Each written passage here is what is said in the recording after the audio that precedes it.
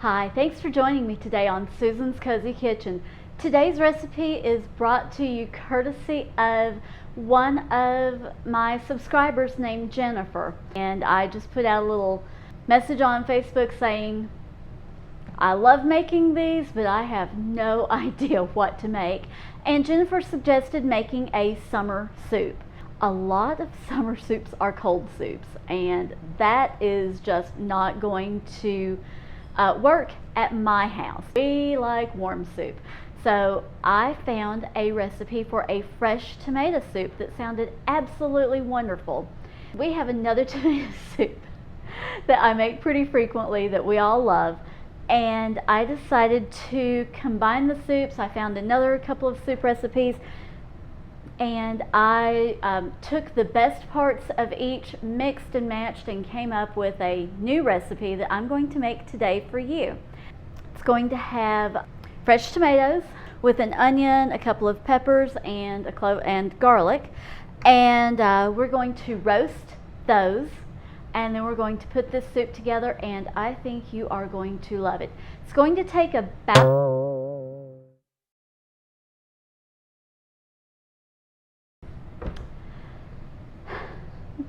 2021 is obviously my year for technical difficulties, especially when it comes to my microphone. I thought I put in brand new batteries, or at least freshly charged batteries. I use rechargeables in my little battery pack here. And at some point, I don't know when, everything stopped recording. So just in case I lost audio through all of that, let me walk you through what I've done, and then we will move on from here and hopefully won't lose battery power. I had 2.5 pounds of tomatoes that I peeled, quartered, seeded, and put in a 9x13 baking dish. Then I sliced and diced 1 large red bell pepper, added that to the pan. Then I had a small sweet yellow onion that I diced and added to it. Then I smashed 3 fresh cloves of garlic, tossed that in, drizzled it all with some extra virgin olive oil. Then I added the pink Himalayan salt and some ground black pepper. Put it in a 425-degree oven, and I've got that roasting the tomatoes and the other vegetables right now. After I finished doing that, then I chopped up 1 stalk of celery, and I shredded 2 carrots. I have those waiting to go into the pot in just a few minutes. But first, here are my cannellini beans. Here's my drainer. Just going to pour that in. Turn on the water. And now I will let those drain. Okay, the tomatoes are almost finished. It's time to get started in the pot making the soup. Oh shucks, I totally forgot to turn it on. Okay, again, today is my day for technical difficulties. I put about a tablespoon of butter in my pot, melted that, and added my carrots and my celery. I'm going to let these cook. They're on about medium heat. I'm going to let them cook, sweat out a little bit, get nice and soft, get a little color on them, and then they will be ready for us to move on to our next step in making the soup. Okay. Also, I just checked the tomatoes. They are starting to look delicious, but they're not quite finished yet. So I turned the oven up to 450, and I'm going to cook them at least another 10 minutes and check them again. My beans are drained, so I'm going to add them to the bowl. I have the carrots and celery in, and these will just be ready and waiting to go into the pot later.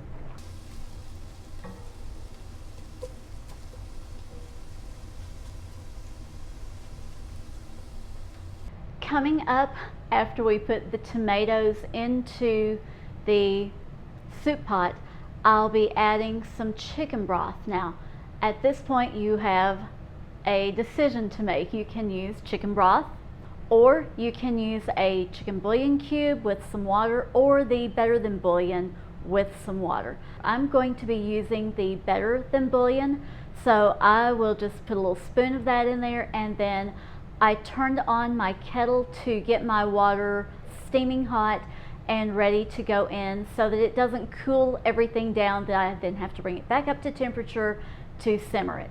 So it's up to you how you want to do it, broth, bouillon, or better than bouillon.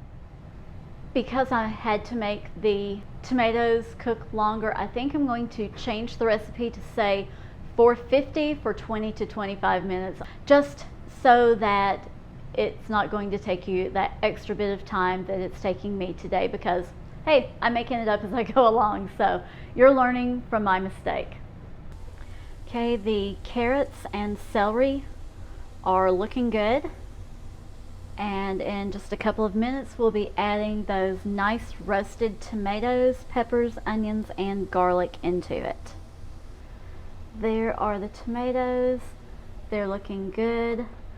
So I'm going to start, I'm just going to grab a big spatula.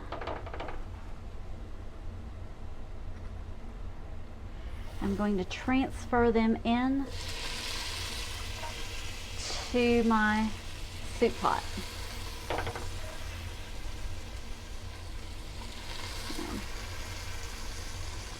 Yeah. It would have been okay, or probably better, if I had split this up between two 9x13 pans, but I didn't, and that's another lesson learned. Either use a nice big cookie sheet or some kind of baking sheet with sides, or maybe use two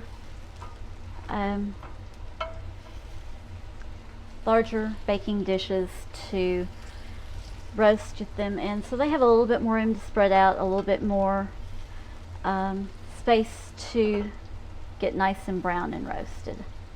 But they're well cooked. They were starting to turn brown. They look and smell delicious, so I'm going to say that that was sufficient.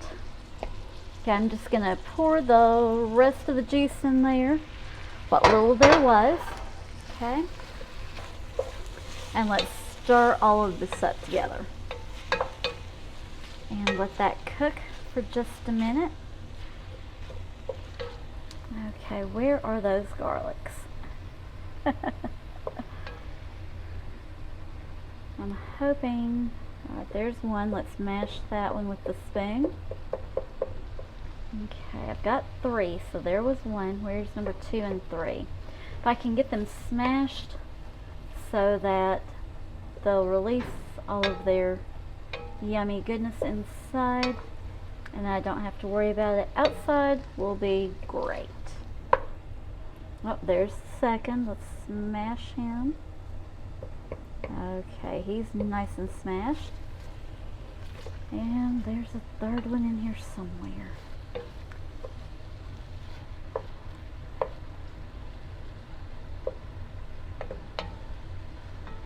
Okay, hopefully I will find it as it's cooking and I can take care of it. Okay, next it's time for the immersion blender, and I should probably add a little bit of water in here first, but I'm going to see.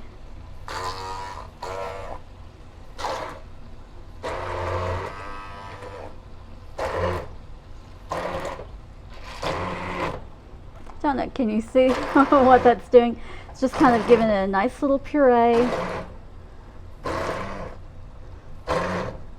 Yeah, remember I said, oh, and I think I just got the other garlic. I want to leave it a little chunky, so I'm not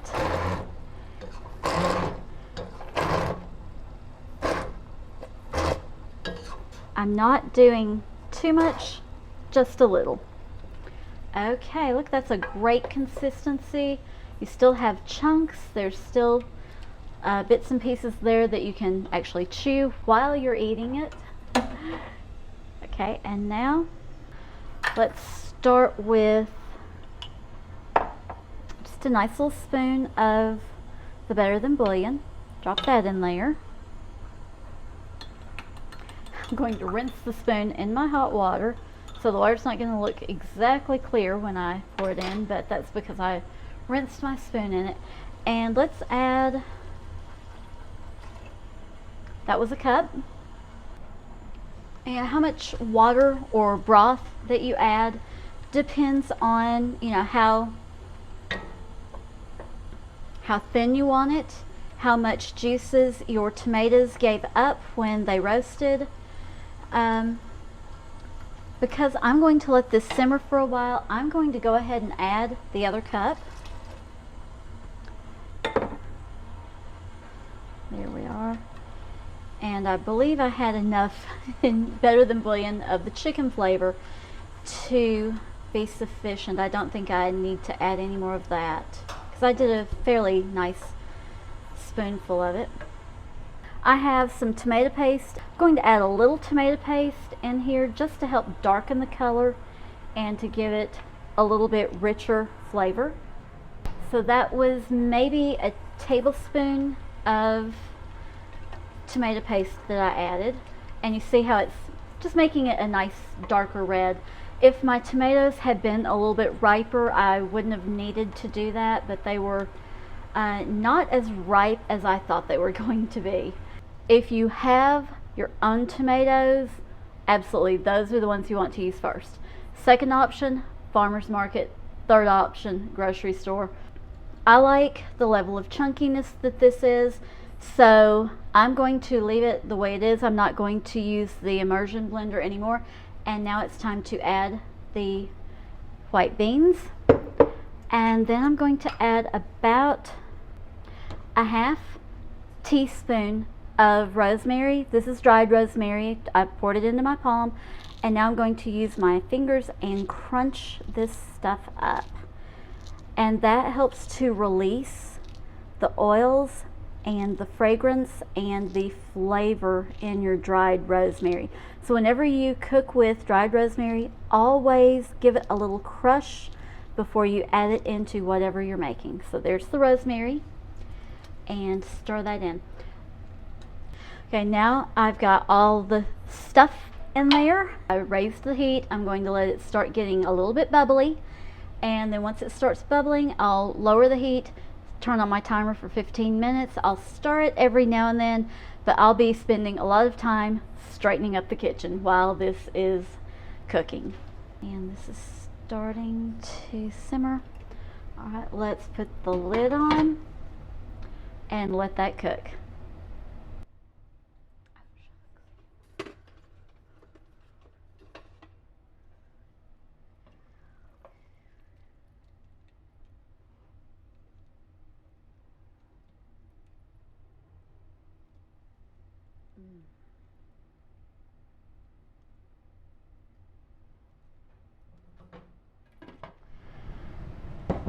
Okay, here it is, all done and ready.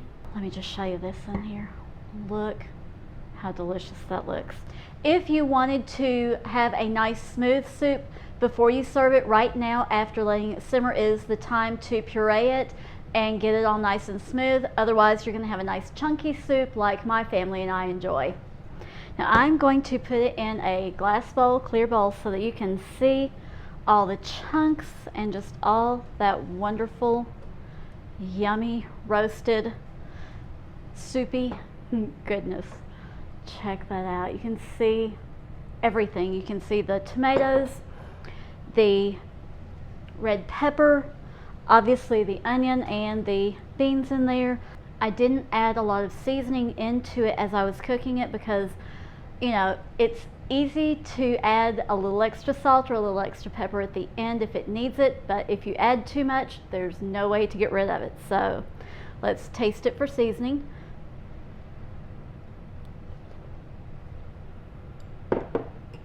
To me, the soup is perfect as it is. If I add anything, it's it's going to be a grilled cheese sandwich.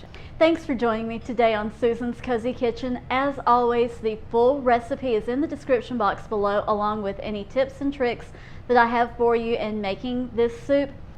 In the description box, you'll also find my links for social media. Follow me there on Instagram or Facebook. I would love to connect with you. And remember, that's how I ended up making this soup today, because Jennifer on Facebook suggested, hey, why not make a summery soup? Thank you again, Jennifer, and thank you all for joining me today. God bless.